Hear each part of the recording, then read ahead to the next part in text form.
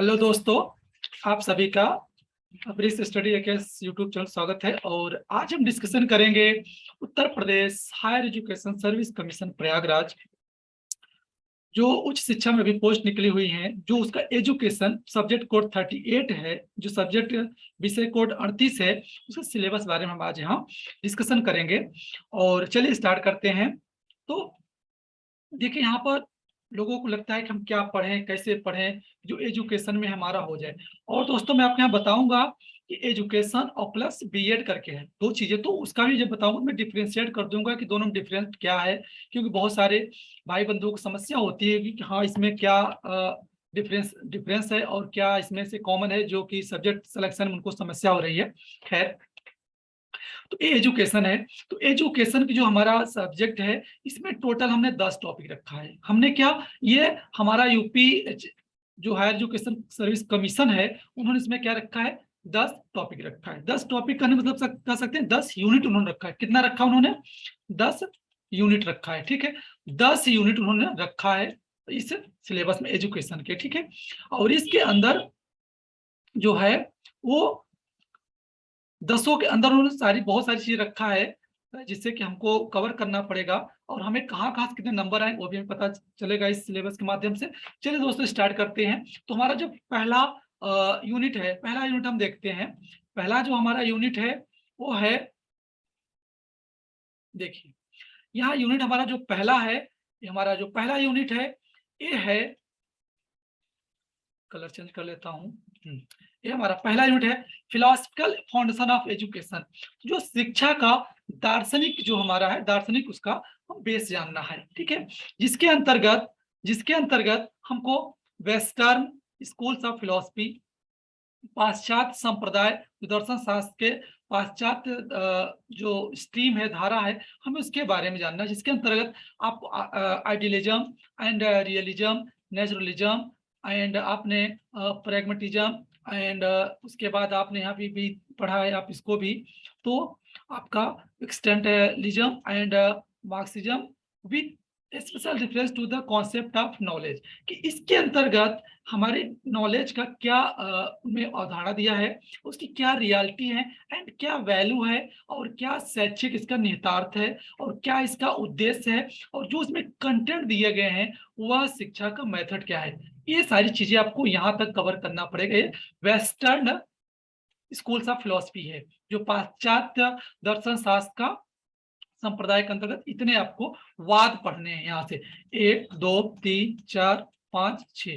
तो इतने वादों के साथ वादों में क्या पढ़ना है, जो वाद है, वाद के अंदर हमें देखना है कि वहां पर नॉलेज का कॉन्सेप्ट क्या था, वहां पर यथार्थवाद क्या था, उसकी वैल्यू क्या थी, योग्यता क्या थी, और उस शैक्षिक निहितार्थ क्या था, उसका एजुकेशनल इम्प्लीकेशन क्या था, उसके एम क्या थे, उस कंटेंट के मैथोलॉजी क्या रखा है एजुकेशन में, ये हमें देखना है कि किसके अंतर्गत कौन सा मैथोलॉजी है, उसका क्या रियलिटी है, क्या एजुकेशनल इम्प्लीकेशन है। एंड देन आता है आपका भारतीय दर्शन शास्त्र संप्रदाय। ठीक है, इंडियन स्कूल्स ऑफ फिलोसफी, इसके अंदर आपको पढ़ना पड़ेगा जो है आपका Sankhya, Yoga Vedanta, Buddhism, Jainism, Islamic and traditional. तो आपको वहां कितने थे, 2 4 एंड 6 वहां पढ़ने थे आपको। यहाँ पर क्या है, 2 4 6। तो यहाँ पर भी आपको 6 दर्शन शास्त्र हमको पढ़ने। एक सांख्य दर्शन हमको पढ़ना है, योग वेदा दर्शन पढ़ना है, बौद्ध दर्शन पढ़ना है, जैन दर्शन पढ़ना है, इस्लाम दर्शन पढ़ना है एंड ट्रेडिशन, हमें कल्चर दर्शन आपको पढ़ने। सेम चीजें जिस तरह अभी आपने उस टॉपिक में देखा कि हमें क्या पढ़ना, उसी तरह इसमें भी है कि कॉन्सेप्ट ऑफ नॉलेज, कि सांख्य दर्शन ज्ञान क्या कहता है, योग दर्शन, योग वेदांत क्या कहता है नॉलेज को, इसकी रियलिटी क्या है, इसकी वैल्यू क्या है, और इसका शैक्षिक निहितार्थ क्या है, एजुकेशनल इम्प्लीकेशन क्या है, इसका एम क्या है, and content and methodology of education, इसको हमको देखना है इसके अंतर्गत। देन आता है उसके इसके संदर्भ में कंट्रीब्यूशन ऑफ विवेकानंद। जो आए हैं Sankhya, Vedanta, Buddhism, Jainism, Islamic and traditional, इसमें किन किन महान दार्शनिक ने अपना योगदान दिया, उसमें जिसमें से है Vivekananda, Rabindranath Tagore, Mahatma Gandhi, Swami Dayanand and Jai Krishnamurti and Savitri Bai Phule and Aurobindo. ये सब इन लोगों का विचार इसमें क्या है इंक्लूड, उसको भी हमको पढ़ना है साथ साथ। एंड और साथ में इसमें क्या है, national value as in the Indian constitution and their educational implication. और साथ ही साथ जो हमारी भारतीय हमारा संविधानिक के उसमें जो इम्प्लीकेशन है उसके बारे में हमको ध्यान रखना पड़ेगा। तो ये हमारा था पहला यूनिट, ठीक है, पहला यूनिट हमको यहाँ से कवर करना है। फिर हमारा आता है सेकेंड यूनिट। सेकेंड यूनिट थोड़ा देखते हैं। सेकेंड यूनिट जो हमारा है, पहला है relationship of sociology and education. शिक्षा और समाजशास्त्र से क्या संबंध है, शिक्षा और समाजशास्त्र से क्या हमारा संबंध है, उसको हमको रखना है यहाँ पर। Then meaning and nature of educational sociology and sociology of education. आपको यहाँ देखना है सामाजिक शिक्षा का क्या मीनिंग है, क्या नेचर है, और सामाजिक शिक्षा का हमें यहाँ पर चीजों को ध्यान रखना है। And education as a social system, की शिक्षा हमारा सामाजिक पद्धति है। Then specific characteristic education and the home education and the community with special reference to Indian society. भारतीय सोसाइटी और हमारी शैक्षिक जो सामुदायिक है उसके उसके लहजे में, उसके संदर्भ में शिक्षा और सामाजिक जो हमारी पद्धति है शिक्षा का, उसको कैसे रखा गया है, हमको यहाँ पर इस चीज को पढ़ना है। देन आपका है एजुकेशन एंड मॉडर्नाइजेशन, शिक्षा और आधुनिकरण। शिक्षा में जो आधुनिकरण हुआ है उसके बारे में ध्यान रखना है। एंड शिक्षा और राजनीति शास्त्र, एंड शिक्षा और धार्मिक हमें पढ़ना है। एंड शिक्षा और कल्चर, कि कल्चर में शिक्षा किस तरह से इंक्लूड है, धर्म में किस तरह शिक्षा इंक्लूड है, राजनीति शास्त्र में किस तरह शिक्षा इंक्लूड है। हमें दोनों को कंपेयर करके, दोनों को इंक्लूड करके स्टडी करना पड़ेगा। एंड नेक्स्ट हमारा एजुकेशन एंड डेमोक्रेसी, जो हमारी डेमोक्रेसी के साथ शिक्षा हमारा किस तरह से इसमें रखता है, उसको हमें देखना पड़ेगा। Then social movement, social movement जो हमारे कुछ सामाजिक आंदोलन हुए हैं उसके बारे में भी हमको पढ़ना पड़ेगा। कॉन्सेप्ट, उसकी थियरियां क्या क्या है, उसके अर्थ पढ़ना, उसकी नेचर पढ़ना है। उसके बाद सामाजिक चेंज हमें देखना है। And concentrates and social change in India, हमारे भारतीय में जो चेंजेबल उसको देखना है। जिस जैसे हमारे यहाँ पर ब्रैकेट दिया है कास्ट, जो हमारी जातिवाद, उसमें क्या है इथनिसिटी। इथनिसिटी मतलब होता है जो जंगल में रहते हैं, वो आदिवासी के कैटेगरी में आते हैं, ठीक है, उसको हम इथनिसिटी बोलते हैं। वो जो हमारे आदिवासी उनके कैटेगरी में आते हैं, तो उसके उनको जो सामाजिक चेंज हुआ है भारतीय परिदृश्य में, हमें उसका भी स्टडी करना है। Then class, language, religion and regionalism, उनके धर्म, उनकी भाषा, उनकी स्टैंडर्ड, हमें ओवरऑल आपको उसको स्टडी करना पड़ेगा। Then education as related to social stratification and social mobility, हमें एजुकेशन से रिलेटेड जो हमारा सामाजिक संतुष्टि और सामाजिक जो हमारी बदलाव है उसके बारे में क्या है, उसके बारे में शिक्षा से पढ़ना पड़ेगा कि शिक्षा किस तरह उसको प्रभाव डालता है। एंड हमारा नेक्स्ट है कि education as related to equity and equality, educational opportunity, जो हमारी शैक्षिक अवसर है, अपॉर्चुनिटी देता है, उसमें इक्विटी एंड इक्वालिटी के बारे में किस तरह एजुकेशन है। एक होता है इक्विटी क्षमता, इक्वालिटी गुणवत्ता। तो हमें जो है समानता और क्षमता, एक तो हम सभी को समान रख रहे हैं, दूसरा उनकी क्षमता को समान रख रहे हैं। तो हमें इन सारी चीजों को ध्यान रख के एजुकेशन किस तरह से उसको संबंधित है उसको हमें पढ़ना पड़ेगा।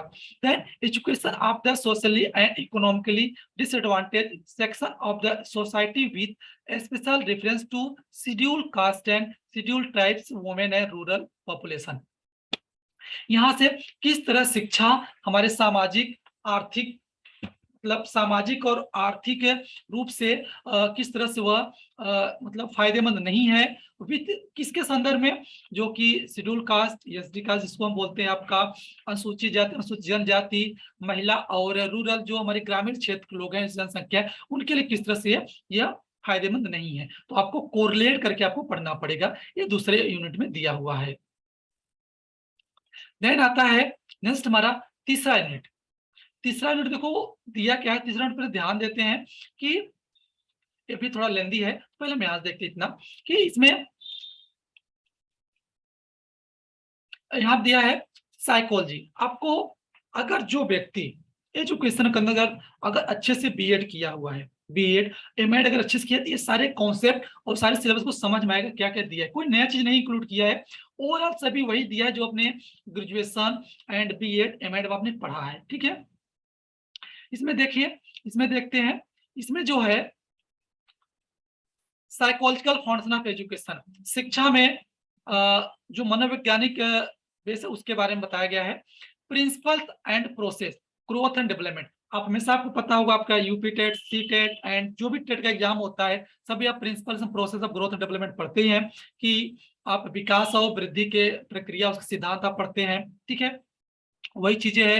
एंड सोशल, सामाजिक, emotional and intellectual development of learner, कि जो भावुक और उसकी बुद्धि क्षमता जो विकास होती है लर्नर के साथ चलता है, उसके बारे में आपको इसने पढ़ाया आपने, ठीक। वो चीज आपको यहाँ पढ़ना है। And problem solving and creative thinking, ये प्रॉब्लम समस्या समाधान आपको पढ़ना पड़ेगा। एंड क्रिएटिव जो संरचनात्मक थिंकिंग है उसके बारे में पढ़ना है। Then language development and individual differences, जो भाषा विकास होता है और व्यक्तिगत डिफरेंसेस जो होते हैं व्यक्ति, उनमें किस तरह से डेवलपमेंट होता है, भाषा किस तरह से होता है, क्रिएटिव थिंकिंग एंड किस तरह से होता है प्रॉब्लम सॉल्विंग, एंड किस तरह से उनका सोशल, इमोशनल, इंटेलेक्चुअल होता है डेवलपमेंट, ठीक है। इस तरह से पढ़ना पड़ेगा। इंडिविजुअल डिफरेंसेस का आगे दे दिया है। Determinants role of heredity and environment. Role of heredity it means जो आपका ग्रोथ एंड डेवलपमेंट के अंतर्गत आपका आनुवंशिक और पर्यावरण किस तरह से उसमें अपना रोल निभाता है, ठीक है, इंडिविजुअल डिफरेंसेस के बारे में। एंड आपको और इंडिविजुअल डिफरेंसेस के अंतर्गत उसने दिया है ऑर्गेनाइजिंग एजुकेशनल प्रोग्राम, और जो प्रोग्राम हम करते हैं और एजुकेशनल जो व्यक्तिगत डिफरेंसेस हैं, व्यक्तिगत विभिन्नता के आधार पर उसका किस तरह से उनमें रोल होता है, ठीक है। देन एक तो आप देखिए, पहले आप कैटेगराइज कर सकते हैं हमें किस तरह इसको कवर करना है। तो दोस्तों पहला प्रिंसिपल्स एंड प्रोसेस हम यहाँ देखेंगे ग्रोथ डेवलपमेंट, ठीक है। यहां से लेकर जितने आपको यहाँ तक पूरा आपको प्रोसेस एंड ग्रोथ जो है आपका ग्रोथ एंड डेवलपमेंट बारे में बोला है। उसके बाद आपका आता है इंटेलिजेंस, मतलब यहाँ एक पॉइंट, दो पॉइंट आप कर सकते हैं। इस तरह से आप पॉइंट बाय पॉइंट करते जाएंगे तो आपको पढ़ने में बहुत आसानी होगा, ठीक है। इंटेलिजेंस बारे में देखिए, theories of Guilford, Gardner, Sternberg, emotional and social intelligence and measurement of difference question, ठीक है। तो जो थियरीज दिया हुआ है इसमें से इंटेलिजेंस बुद्धि का, उस थियरी आपको कवर करना है। देन साथ साथ आपको बुद्धि मापन का, बुद्धि लब्धि मापन के भी जो उसमें उसके सूत्र हैं, कैसे मापन मेजरमेंट किया जाता है, आपको ओवरऑल पता करना चाहिए, आपको आना चाहिए, ठीक है। इसको आपको अच्छे से पढ़ना पड़ेगा। देन आता है कॉन्सेप्ट। इसके अंतर्गत आपका जो है कि nature, factors influencing concept, formation, concept mapping. जो कॉन्सेप्ट आप अंदर, इसका नेचर, इसको किस तरह से बुद्धि पर प्रभाव डालता है और इस तरह किस तरह इसका निर्माण होता है, किस तरह बच्चा दिमाग इसकी मैपिंग करता है अपनी बुद्धि के बल पर, तो आपको अच्छे से इसको स्टडी करना पड़ेगा। देन आता है फिर एक तो होगा इंटेलिजेंस, ये आप रखो। एक मिनट, हाँ, एक यहाँ पॉइंट, देन यहाँ पॉइंट, देन आपका आता है थियरीज ऑफ लर्निंग, ठीक है। थियरी ऑफ लर्निंग अधिगम सिद्धांत के अंदर आपको पढ़ना पड़ेगा। थॉर्नडाइक्स कनेक्शनिज्म आपको पढ़ना पड़ेगा। देन आपको पावलोव, क्लासिकल एंड स्किनर, ठीक है। And operant conditioning, learning by insight and Hull reinforcement theory and Tolman theory and theory Lewin's and field theory जो उन्होंने दिया है, social learning theory of constructivism, ठीक है। ये आपको पढ़ना पड़ेगा। एंड गेने का भी हायरार्की ऑफ लर्निंग दिया है, आप ये भी पढ़ना पड़ेगा। इसका मतलब कहने का, अगर आप प्रिपरेशन करते हैं प्रवक्ता की, तो आप जो थियरी ऑफ लर्निंग आपने डीएड, बीएड एंड आपने ग्रेजुएशन पढ़ा है, एमएड में पढ़ा है, आपको ओवरऑल आपको कवर करना पड़ेगा जो थियरीज ऑफ लर्निंग दिया है, ठीक है। उसमें चाहे थॉर्नडाइक हो चाहे हल हो, ठीक है। और आपको ध्यान रहना चाहिए, आपको सिर्फ यही नहीं पढ़ना है, ध्यान रखिएगा भाई लोग, आपको यही नहीं पढ़ना है, इससे रिलेटेड जो भी चीजें आसपास की हो, आसपास के संस्थान है, मतलब किस संप्रदाय के आते हैं, किस स्कूल्स के सब साइकोलॉजिस्ट हैं, आपको याद करना पड़ेगा, आपको पढ़ना पड़ेगा, ठीक है। देन गेने का भी याद किस स्कूल से आते हैं। एंड उसके साथ साथ आपका फैक्टर्स इन्फ्लुएंसिंग लर्निंग, जो अधिगम पर कौन कौन से कारक प्रभाव डालते हैं, आपको वो भी पढ़ना पड़ेगा, ठीक है। तो आपको यहाँ पे देखो, एक यहाँ हो गया, दो एंड तीन, ठीक है। आप तीन पॉइंट आप बना लिए। चौथी पॉइंट आपकी है मोटिवेशन। तो मोटिवेशन में आप थियरी क्या कवर करोगे, आप मोटिवेशन का पता होगा कि इस एग्जांपल में बता ही देता आपको। मैस्लो महोदय ने दिया है मांग का सिद्धांत, ठीक है। उसकी स्ट्रेटजी किस तरह बच्चे का मोटिवेशन कर सकते हो, ठीक है, ये आप कवर करना पड़ेगा। एंड आता है transfer of learning and it's theory, और अधिगम का रूपांतरण कैसे करना पड़ेगा और उससे रिलेटेड कौन कौन सी थियरीज हैं। इसके लिए अगर आपको पढ़ना है तो बेस्ट आप जो बुक होगी एडवांस एजुकेशनल साइकोलॉजी, जो रिटन बाई अरुण कुमार सिंह ने लिखा है, अगर आप उसको कवर करोगे सारे टॉपिक उसमें मिल जाएंगे। अगर आप इधर उधर बुकें पढ़ेंगे, गाइड पढ़ेंगे, शायद आप पूरे टॉपिक कवर नहीं कर सकते हैं, जो साइकोलॉजिकल फाउंडेशन ऑफ एजुकेशन का है नहीं कवर कर पाएंगे। उसके लिए आपको advance educational psychology written by जो अरुण कुमार सिंह ने लिखा है, आप वो बुक अगर स्टडी करेंगे तो वो टेक्स्ट बुक है और वैलिड बुक है, आप उसको स्टडी करिए, बहुत अच्छी बुक है वो। इसके संदर्भ में तो सुपर बुक है अगर आप उसको पढ़ते हैं तो। नेक्स्ट आता है आपका psychology and education of exceptional children. मनोविज्ञान और शिक्षा का जो एक्सेप्शनल चिल्ड्रेन होते हैं, वो उस बच्चे के बारे में पढ़ना है कि creative, gifted and backward and learning disabled. ठीक है, तो आपको ये भी पढ़ना पड़ेगा आपको बारे में। एंड आता है पर्सनालिटी थियरी, जिसमें Freud, Rogers, Costa and McCrae, Erikson, Cattell, ये तो है। उसके साथ साथ आपको Indian viewpoint measurement of personality, कि भारतीय परिदृश्य में व्यक्तित्व का मापन कैसे करते, आपको स्टडी करना पड़ेगा। ठीक, देन आता है मेंटल हेल्थ एंड हाइजीन। ठीक है, इसके बारे में पढ़ना पड़ेगा process of adjustment and conflict and defence mechanism, mental hygiene and mental health. जो mental hygiene and mental health के बारे में आपको कवर करना पड़ेगा, उसको किस तरह से एडजस्ट करने की प्रक्रिया क्या है, किस तरह से कॉन्फ्लिक्ट होता है। ठीक है, mental hygiene and mental health किस तरह से कॉन्फ्लिक्ट होता है, इसके बारे में आपको पढ़ना पड़ेगा। देन आता है guidance and counselling, concept, types and procedure. ठीक है, तो आपको इतने आपको 5-6 टॉपिक में बना डिस्ट्रीब्यूट करके स्वीट एंड शॉर्ट नोट्स बना लीजिए, बेस्ट पड़ेगा। आप इस तरह से आप तैयारी करेंगे तो ये आपका टॉपिक कवर हो जाएगा। जो आपका थर्ड टॉपिक है साइकोलॉजिकल फाउंडेशन ऑफ एजुकेशन वाला। ठीक है, बढ़ते हैं आपके चौथे टॉपिक पे। तो चौथा टॉपिक जो हमारा है ये एजुकेशनल रिसर्च पे आता है, शैक्षिक अनुसंधान पर डिपेंड करता है। यहाँ शुरू होता है, आपने बीएड में आपका रिसर्च मैथोलॉजी का एक छोटा सा पेपर, मतलब छोटा सा कंटेंट कर दिया गया है। अगर आप बीएड में अच्छे से पढ़ा होगा तो कवर किए होंगे, और साथ आप एमएड किए तो उस एमएड में तो आपने डिजर्टेशन द्वारा आपने बहुत सारी चीजें आपने पहले से पढ़ डाला है। ठीक है, ये कह सकते हैं अगर एजुकेशन का पेपर है तो इसमें से 60-80% का हम कह सकते हैं, 80% का 90% कवर करेगा। अगर आपकी यूजीसी नेट का सिलेबस आपके पास है, कौन सा यूजीसी एनटीए नेट का सिलेबस है, तो आपको उसको भी आपको पढ़ने में बहुत मदद करेगा, आप वो भी कवर कर सकते हैं। तो मैच करेंगे कुछ, तो बहुत से टॉपिक उसमें से इंक्लूड है और सब मिश्रण है। ठीक है, ओके, खैर यहाँ चर्चा करते एजुकेशनल रिसर्च की। तो देखते हैं शैक्षिक रिसर्च में अंतर्गत क्या क्या है। किस शैक्षिक अनुसंधान के बारे में, उसके मीनिंग देखना है, उसका नेचर देखना है, उसकी नीड देखना है, एंड एजुकेशन में किस तरह रिसर्च होता है उसकी विशेषता देखना है, एंड वैज्ञानिक मेथड देखना है, साइंटिफिक मेथड किस तरह से हम शैक्षिक अनुसंधान कर सकते हैं। इसमें fundamentals, applied and action research है। ठीक है, ये रिसर्च के टाइप हैं कि fundamentals, applied and action research. ठीक है, तो उसके 3 टाइप यहाँ पर दिया हुआ है। ठीक है, जिसमें से approaches to educational research, qualitative and quantitative, मतलब मात्रात्मक गुणात्मक रिसर्च कैसे करना वो आपको पढ़ना है। क्वालिटेटिव रिसर्च किसको बोलते हैं एंड क्वांटिटेटिव रिसर्च किसको बोलते हैं, ये देखिए। अगर आप प्रवक्ता तैयारी कर रहे हैं, आप थोड़ा जो भी पढ़े, थोड़ा पढ़े, क्लीन है, स्वीट है, शॉर्ट है, आप कॉन्सेप्ट नहीं डगमगाना चाहिए। अगर आप कॉन्सेप्ट क्लियर है तो आप बहुत अच्छे से तैयारी अच्छे से कर सकते हैं। नेक्स्ट आता है criteria and source for identify the problem.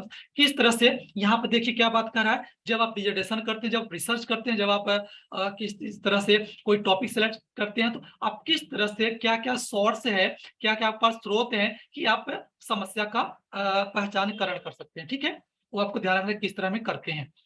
And डिलाइनेटिंग and ऑपरेशनलाइजिंग variables, और किस तरह से आप जो वेरिएबल जो चर होते हैं उसको किस तरह से आप संक्रियात्मक करते हैं, किस तरह उसका ऑपरेशन करते हैं, किस तरह से अलग करते हैं कि डिपेंडेंट वेरिएबल है कि इंडिपेंडेंट वेरिएबल है, कौन सा वेरिएबल है, कौन किस पर डिपेंड करेगा, किस पर करेगा, तो आपको अच्छे से उसको पढ़ना पड़ेगा।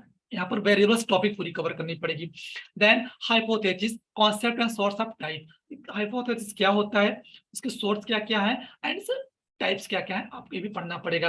देन आपको हाइपोथेसिस के बारे में जो उसका पॉपुलेशन है, सैंपल आप पढ़ना पड़ेगा, and various method of sampling, किस तरह से आप अलग अलग तरीके से मतलब सैंपलिंग करते हो, उसका मेथड पता होना चाहिए। And characteristic of good sample, एक अच्छे सैंपल का, अच्छे नमूने की क्या विशेषता होती है, एंड अच्छे रिसर्च टूल की क्या विशेषता होती है, और साथ साथ रिसर्च जो टूल होता है उसके टाइप्स क्या क्या होते हैं, एंड उसको उसके टेक्निक क्या क्या होते हैं, उसको कैसे हम यूज करते हैं, ये आपको पता होना चाहिए।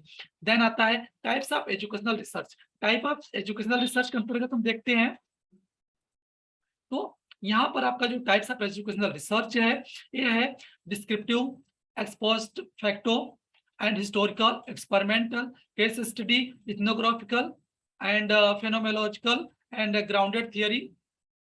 ये आपको अलग अलग शैक्षिक अनुसंधान के बारे में पढ़ना है, और साथ ही साथ इसकी क्या विशेषता है एंड इसकी डिजाइन कैसे करनी है, इसके डिजाइन साथ इसका मिक्स एंड मेथड डिजाइन कैसे होता है वो आपको कवर करना पड़ेगा। कौन सी डिजाइन किसमें, जैसे सपोज हिस्टोरिकल है, हिस्टोरिकल रिसर्च आप कर रहे हैं, उसमें किस तरह का मेथड लगे, कौन सी डिजाइन होगी, इसकी क्या विशेषता, इस तरह से आप अलग अलग रिसर्च, जो शैक्षिक रिसर्च आप अलग अलग पढ़ सकते हैं। देन नॉर्मल प्रोबेबिलिटी कर्व जो है एंड इट्स यूज, जो आपका नॉर्मल प्रोबेबिलिटी कर्व है, एनपीसी कर्व जिसको हम कहते हैं, वो क्या है, उसके किसे यूज है।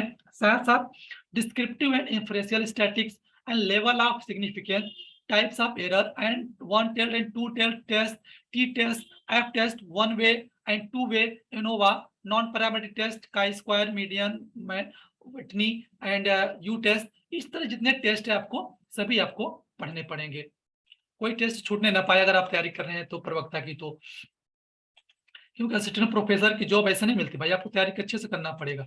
देन आता है कोरिलेशन, सहसंबंध आपको देखना है, bi biserial, point serial and tetrachoric, phi coefficient and partial and multiple correlation, आप ये भी आपको स्टडी करना है। Then using SPSS for data analysis, data analysis करने के लिए एसपीएसएस किस तरह से हम यूज करते हैं।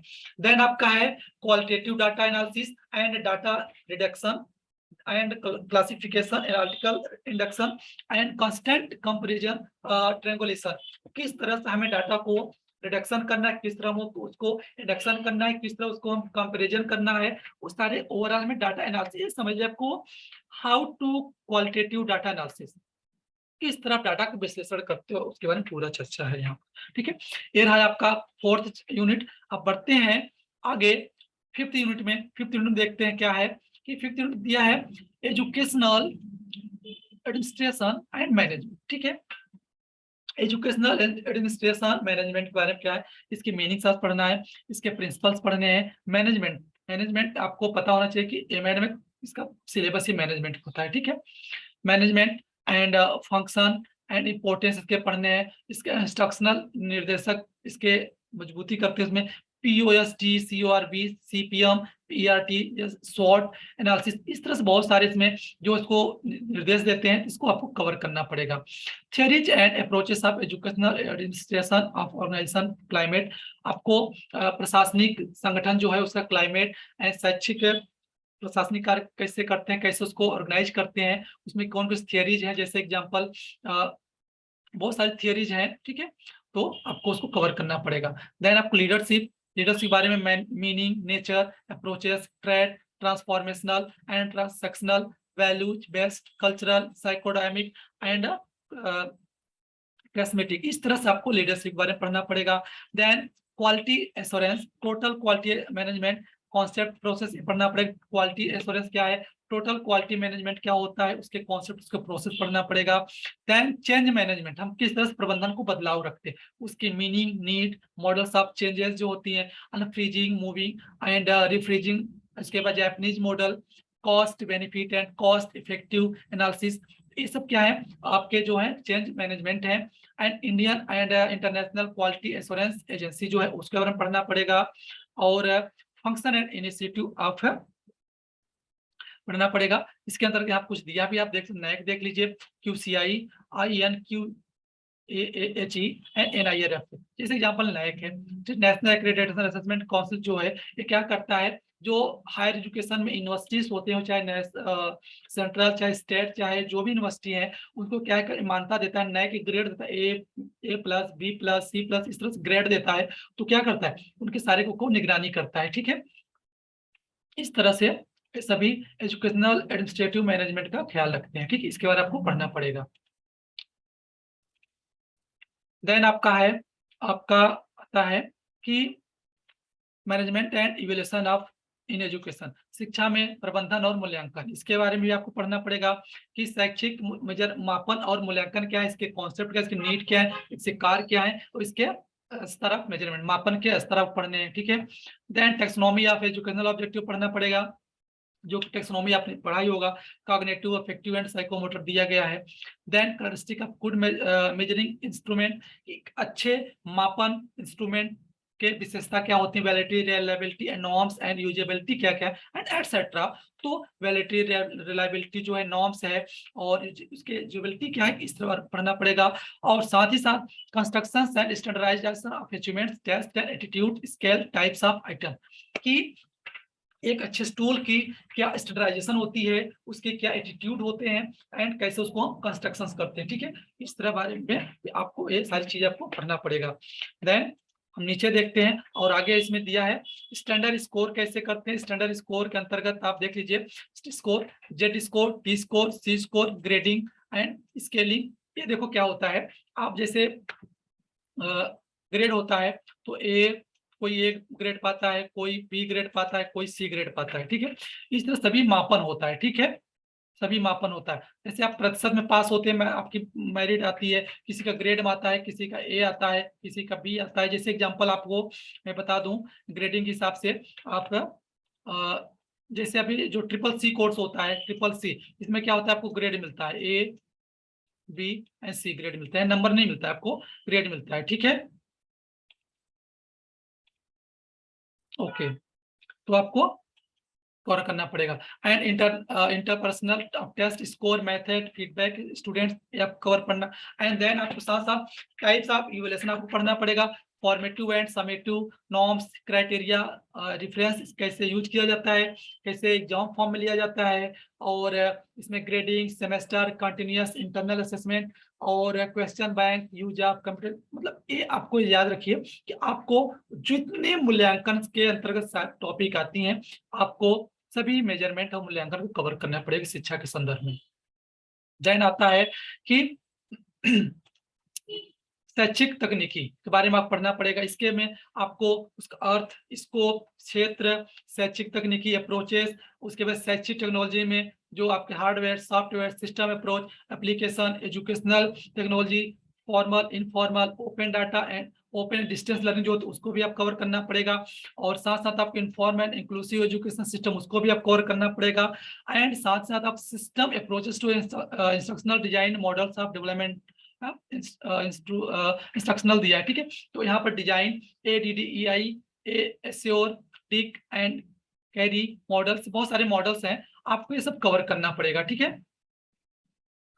ये आप जितने टॉपिक दिया हुआ है, आपको जितने e learning, E teacher, teacher learning and research, आपको अभी अब तक आपने थोड़ा बहुत पढ़ा होगा कि हाँ रिसर्च होता है, रिसर्च तकनीकी प्रयोग किया था, लेकिन आपको पूरी तकनीकी बारे में आपको पूरा ओवरऑल आपको ध्यान के पढ़ना पड़ेगा, ठीक है।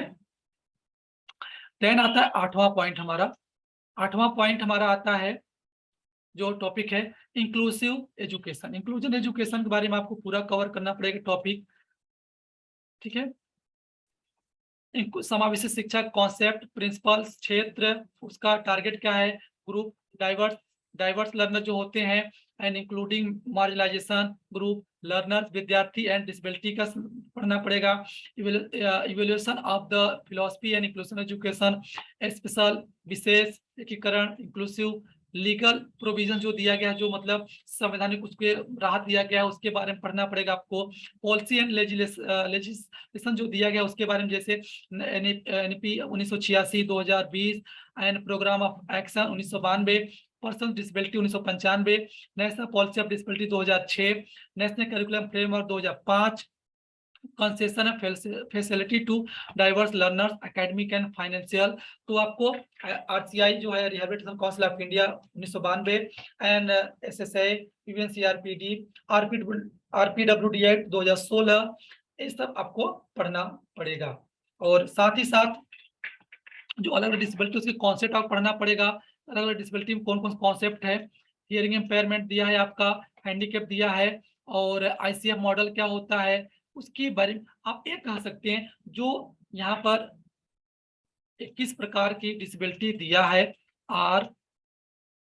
RPWD के अंतर्गत आपको सभी डिसेबिलिटी के बारे में आपको पढ़ना पड़ेगा, ठीक है, आपको पूरा कवर करना पड़ेगा। देन आता है आपका नवा टॉपिक जो है, नवा टॉपिक में history, politics and economics of education, शैक्षिक इतिहास, शिक्षा का इतिहास, शिक्षा का राजनीति, शिक्षा का अर्थव्यवस्था, ठीक है। इसके अंतर्गत देख सकते हैं जो एजुकेशन है इंडिया इन एंशिएंट, आपको शिक्षा का इतिहास कैसा था भारतीय परिदृश्य में, बुद्धिस्ट, उसका मिडवल, ब्रिटिश पीरियड, कमेटी जितनी आई थी, कमीशन, कंट्रीब्यूशन ऑफ एजुकेशन, जैसे Radhakrishna commission 1948, second commission 1953, Kothari education commission 1964, इसको आपको ये आया है। फिर नेशनल पॉलिसी, मतलब एक जितना आपने पढ़ा है इसके ऊपर जो इंक्लूजन एजुकेशन में वही सभी टॉपिक है, लेकिन वहां आपको पढ़ना पड़ेगा कि दिव्यांगता के संदर्भ में, यहाँ आपको पढ़ना पड़ेगा इसका क्या उद्देश्य था, उस समय के आने की क्या आवश्यकता थी, क्या जरूरत थी, उसके बाद हमको यहाँ पर स्टडी करना पड़ेगा। और साथ ही साथ इनमें रिलेशनशिप क्या है, पॉलिसी एंड एजुकेशन का किस तरह से लिंक करते हैं, पॉलिसी किस तरह एजुकेशन में बढ़ावा रखते हैं, आपको पढ़ना पड़ेगा। तो आप ध्यान रखिए, आपको ये टॉपिक आपको कवर करना पड़ेगा, ठीक है। उच्च शिक्षा में आपका हायर एजुकेशन में किस तरह से फाइनेंशियल है, किस तरह से, और जो अलग अलग कुछ थियरियाज भी उसको भी पढ़ना पड़ेगा, माइक्रो या फिर और सारी चीजें हैं, तो आपको यहाँ लिखा हुआ है, आप इसको ध्यान रखना पड़ेगा, अच्छे से पढ़ना पड़ेगा, कवर करना पड़ेगा। देन आता है लास्ट में 10वां पॉइंट आपका आता है, इसमें है करिकुलम स्टडी। यहाँ पर दिया है पाठ्यक्रम का अधिगम, पाठ्यक्रम के बारे में आपका सिद्धांत, curriculum strategy, development stage and the curriculum development, foundation of curriculum planning, किस तरह से हम पाठ्यक्रम का नियोजन करेंगे, and reconstruction and psychological based learners needs, and इस तरह से बनाना पड़ेगा। देन करिकुलम में किस तरह जो नेशनल स्टेटरी बॉडी है UGC, NCT and university and curriculum जो इस तरह किस तरह से पाठ्यक्रम का निर्माण करती हैं, उस आपको पढ़ना पड़ेगा। और साथ ही साथ आपका कुछ मॉडल्स भी कैरिकुलम में आपको भी कवर करना पड़ेगा, ठीक है। ट्रेडिशनल है, कंटेम्प्रेरी मॉडल्स है, और यहाँ बहुत सारे मॉडल दिए हैं, देख सकते हैं, base social function activity model, और इस तरह से मॉडल है आपका CIPP मॉडल है, कॉन्टेक्स्ट है, इनपुट प्रोसेस प्रोडक्ट, इस तरह से आपको सभी मॉडल्स पढ़ने पड़ेंगे, कवर करने पड़ेंगे। और ही साथ साथ आपको इंस्ट्रक्शनल जो सिस्टम है वो media instructions techniques and materials जो है, इनहेंसिंग पाठ्यक्रम को बढ़ावा देने के लिए कौन कौन से अप्रोच, कौन कौन से उपागम यूज करते हैं, वो आप कवर करना पड़ेगा। और साथ ही साथ आपको जितने इसके बारे में टॉपिक हैं, आपको करिकुलम चेंज फैक्टर किस तरह से होता है, और कहने का मतलब ऐसा कोई इसमें जितना दिया है, इसमें ऐसा कोई एक भी सिंगल टॉपिक नहीं छूटना चाहिए। अगर आप असिस्टेंट प्रोफेसर की तैयारी कर रहे हैं तो आपको assistant professor point of view से एंगल को सोचना पड़ेगा, पढ़ना पड़ेगा, तो ही आपका सिलेक्शन अच्छा होगा। सो दोस्तों, ये आपका सिलेबस एजुकेशन का, और आपको कोई डाउट हो तो आप कमेंट बॉक्स में लिख सकते हैं, और इसके अंतर्गत आप कोई समस्या कोई तो आप चैट बॉक्स में, कमेंट बॉक्स में आप दे सकते हैं, तो आपका हम आपको जवाब दे सकते हैं कि हाँ इसका क्या होगा, कैसे होगा, ठीक है। फिर दोस्तों मिलते हैं अगले किसी विषय का सिलेबस लेकर, तब तक के लिए बाय बाय, टेक केयर, सभी को ऑल द बेस्ट। आप इसी तरह तैयारी करते रहिए, लगे रहिए, ठीक है दोस्तों।